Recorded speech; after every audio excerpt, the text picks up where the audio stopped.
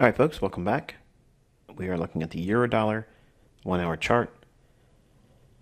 And I said I would go back into last week's trade example that I shared on the YouTube channel and gave you some insights with the standard deviations on the Asian range.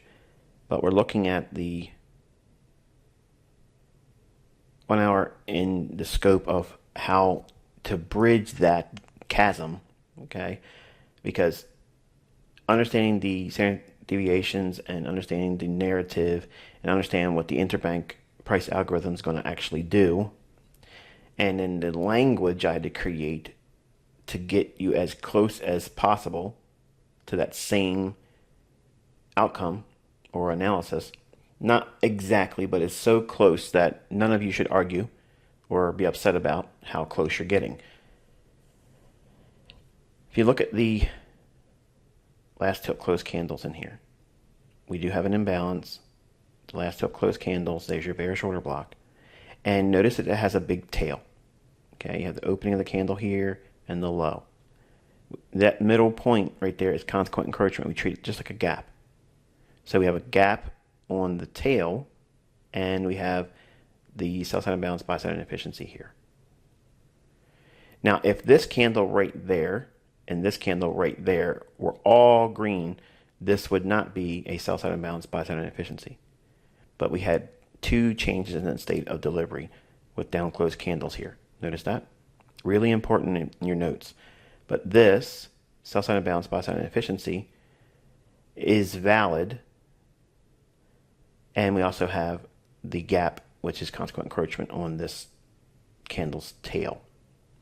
So if you split that in half from the open of the candle down to the low with a fib, the 50% level takes you to that level right there. Okay, and extend it out in time, and you can see we get really close to that. It was only moving 2 pipettes, not a full pip, 2 pipettes above that midpoint level or consequent encroachment of that tail. We also have the buy side liquidity here. So from the range of high all the way down to that lowest low, that is your dealing range. Above 50%, we certainly are. Even on the first short, there was a bread and butter setup, but the day trade took us all the way up into the buy side liquidity here and into consequent encroachment of the last up close 2 consecutive candles, which is a bearish order block.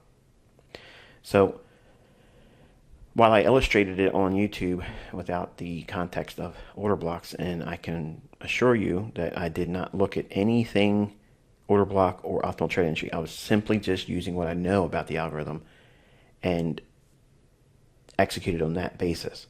You are learning how to do it like this. So that way you're getting basically the same thing. You just have to look at it through the lens of the concepts of the PD arrays that I've given you. Okay, so I can't be held accountable for teaching something I was told I wasn't supposed to teach, but I can take you a different path to get to the same, if not very close to the same end result. Not all the time, because the algorithm has specific things that I can see that aren't able to be bridged with mentorship. And the reason why I'm including that statement here is because of completeness, number one. Two, that there are more things that leads to other setups and trades that interbank traders do. But they can't be placed in this mentorship teaching, because then I'd be violating my agreement. So what I do is I teach you this, which is what took me a while to come up with this language, where it would get to the same degree of opportunities on the majority side. In other words, if we looked at a time period through the lens of the algorithm, okay, the purest of the algorithm, and say there was 100 trades, and the interbank traders would be considering those 100 trades, mentorship teachings would get you around 85 to 90% of them. Now, that's a lot, Like that's really high percentage. And I know some of you in here are going to want to still send me messages through Telegram. You're still going to want to send me messages through TradingView. And you're still going to send me emails. Okay. And you're going to say, can you please just make an exception? I'm not.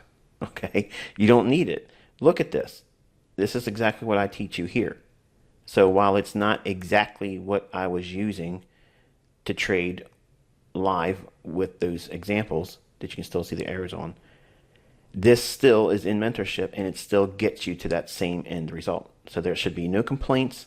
There should be no, oh, you're holding back. No. If I show you a different path to get to the same destination, there should be no complaints. But the teacher in me has to be honest with you and tell you there is more, and I want you to understand how hard how hard it was for me to come up with these ways to bridge that, okay? Because it wasn't easy doing it. It was not easy. So, and it's not easy to learn. So I'm not trying to sugarcoat it. I know it's an endeavor on your part to learn this, but you can see the same signatures that I teach you, they repeat.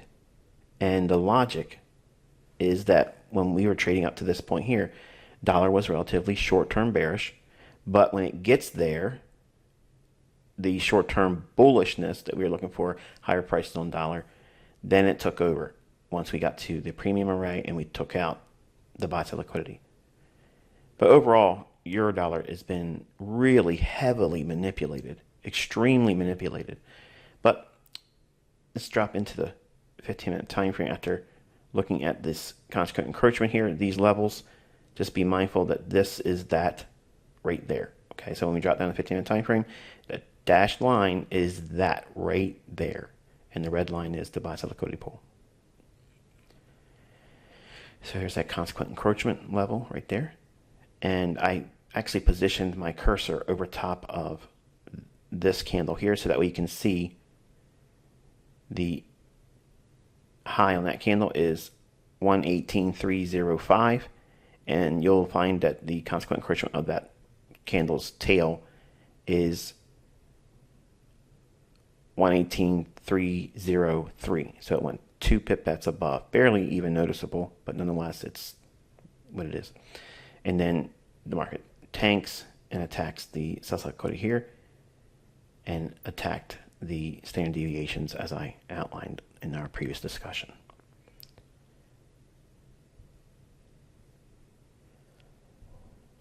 All right, this brings us to this morning, Monday, July 26, 2021. And here's the 15-minute time frame dollar index. And you can see here we have these up close candles here. Last two up close, breaks lower and runs back above it. So this is not a bearish order block in the traditional sense because we went through it. Then we broke down, went lower than the previous low, and then we rallied back up. Now this begins our discussion on reclaimed order blocks, because there are two forms of reclaimed order blocks. One is an order block that was traded to and respected and sent price higher or lower, and then returns back to it, and it can reclaim that same order block and recapitalize it and send it in the same direction it initially sent the price. And there's other reclaimed order blocks like this one, where a stop run occurs and you go back to the previous up close candles. If you have a drop like this, if we overtake it like that for a stop run, this is manipulation.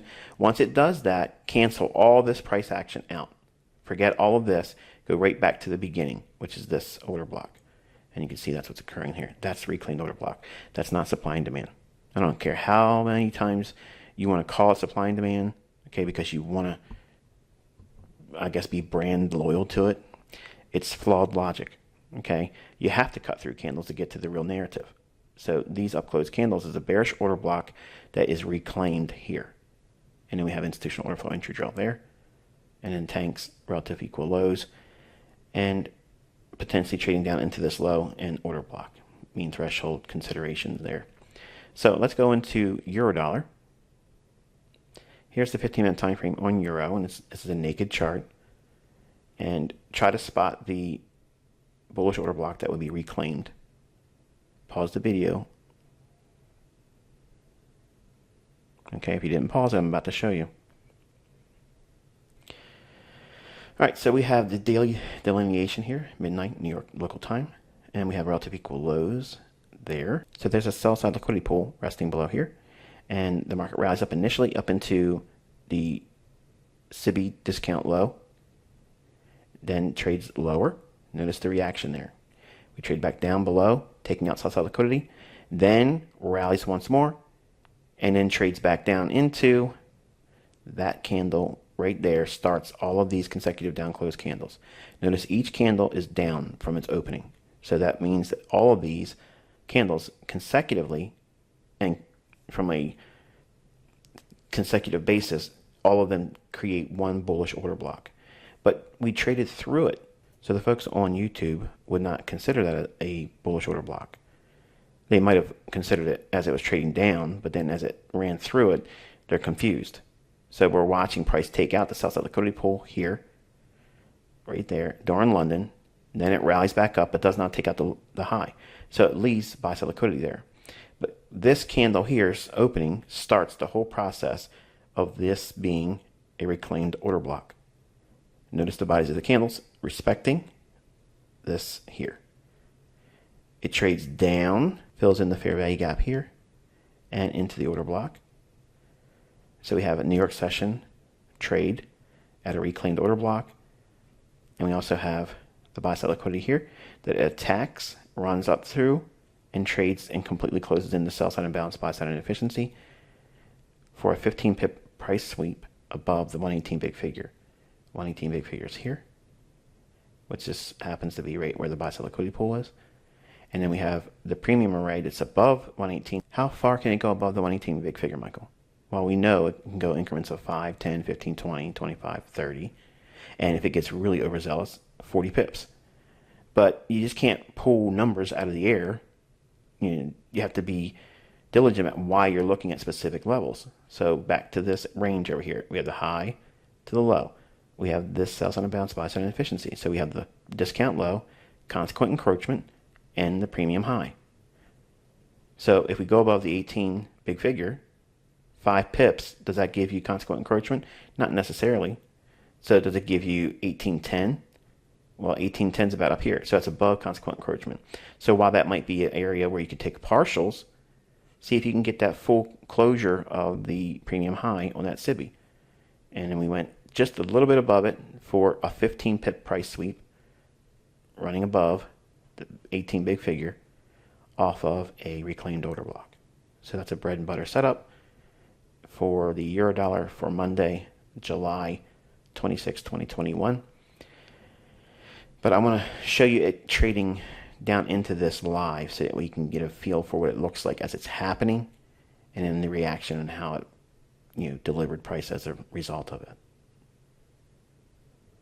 If you don't see that reclaimed order block, you can always revert back to low, highest high, lowest low, last up close candle. That is your bullish breaker. Bingo. The range, high and low, extended out in time. We traded through it and came back down. Notice that? We went back above it again, reclaimed what? Breaker. Oh, but I thought it was just the order blocks. Well, breaker is an order block. So understanding the narrative is how you link all this stuff. It's not just simply support and resistance, folks. Because if that's the case, why didn't it just stop here at the high? Didn't even consider that. Look at the breaker. Look at the reclaimed order block, the bodies, with the fair value gap. There's gold here, folks. All right, so let's take a look at it, what it looked like live trading this morning, and how the individual candles painted and presented the delivery of price at this level here. All right, so we're looking at the euro dollar 15-minute time frame on the left, 5-minute chart on the right. We're going to be studying the New York session bread and butter setup that was delivered on the basis of a reclaimed order block. So we'll be watching this as it prints and marks to market live. And you can see how we have traded down into a low and then lower, running out those sell stops that started the day earlier on in the London session. Right now we have relative equal highs with a slight modest bullish bias on the day because we have a SIBI that may likely be traded to and filled in as an upside objective or a premium PD array.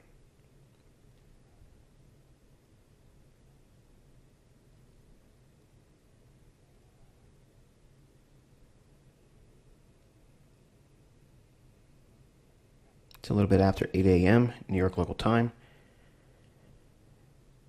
We don't want to see the highs taken out yet. We want to see it retrace and try to return back into the old order block.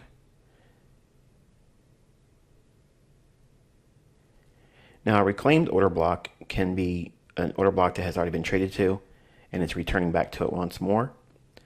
And it could be recapitalizing new longs there.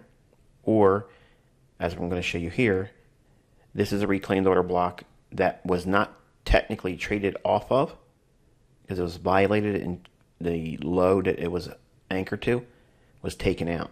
But we're going back to that discount array, and the algorithm will remember that and then reclaim that order block, and then there should be some upward momentum from that order block's price being tapped.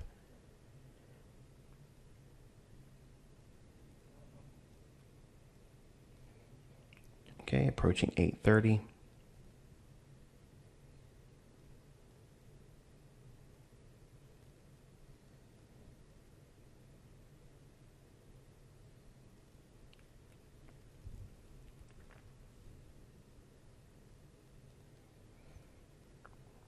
Okay, I'm going to take your attention over to the 15-minute time frame. And as the market drops down into that old order block, okay, we're tapping into it now. Notice there's also a small little fair value gap on that 15-minute time frame.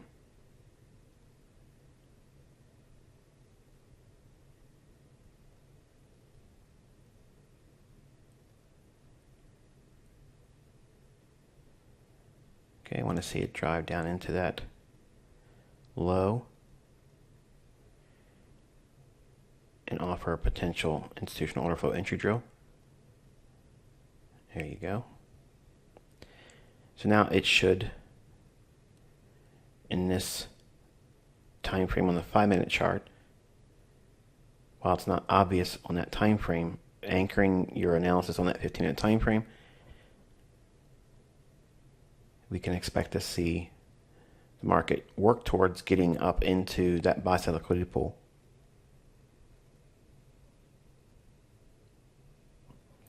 Now, the liquidity that's resting at and just above the 118 big figure, this would be a buy right there.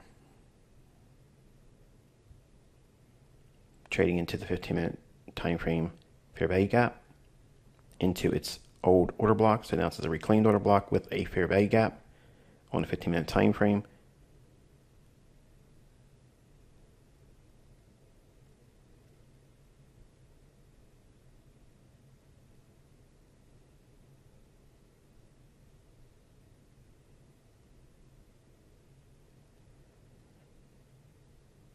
You're watching price real time. It's not sped up.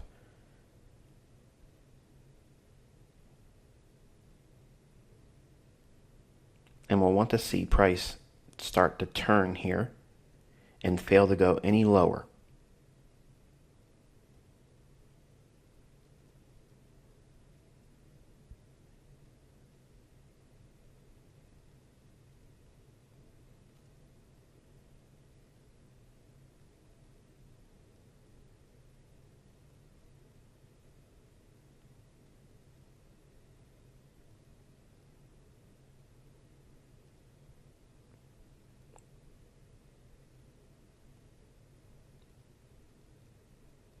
Okay, notice that 15-minute time frame fair value gap, closure,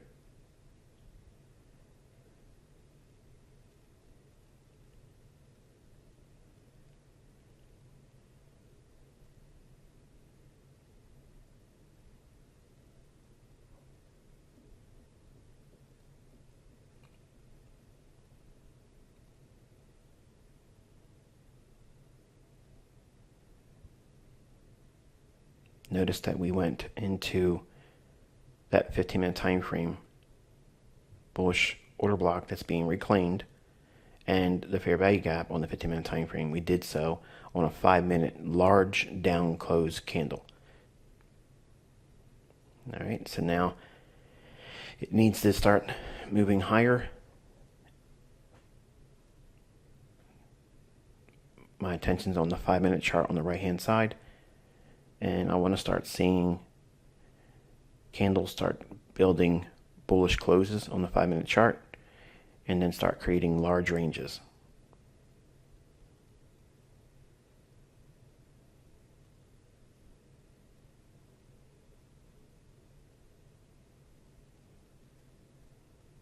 Okay, so that's a little encouraging.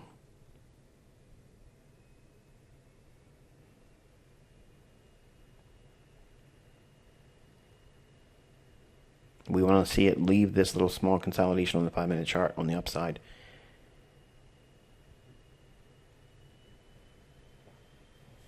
We want to see it take out all up close candles. That would be overtaking any potential bearish order blocks, and that would solidify a bullish order flow on the 5-minute chart. The relative equal highs at 118 big figure is the objective, and then you can start doing the 5, 10, 15, 20 pip sweeps. But we're going to scale out, hypothetically, at 118.10 and 118.15, because if you take your attention over to the 15-minute time frame, I'm going to show you the sell side imbalance, buy side inefficiency, noted with those two dashed lines. And that's what we're looking to fill in. So it gives us approximately 15 pips above the 118 big figure.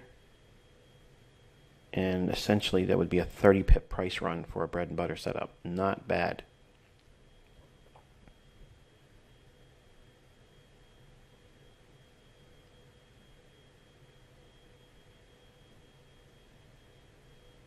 The blue line on the 5-minute chart is equivalent to the old high around that 118.05 level on the 15-minute time frame. The red line that's truncated.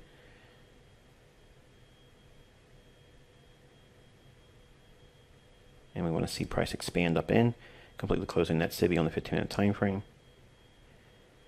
And we get that now with 30 pip price run. Hope you found this insightful. Till tomorrow, be safe.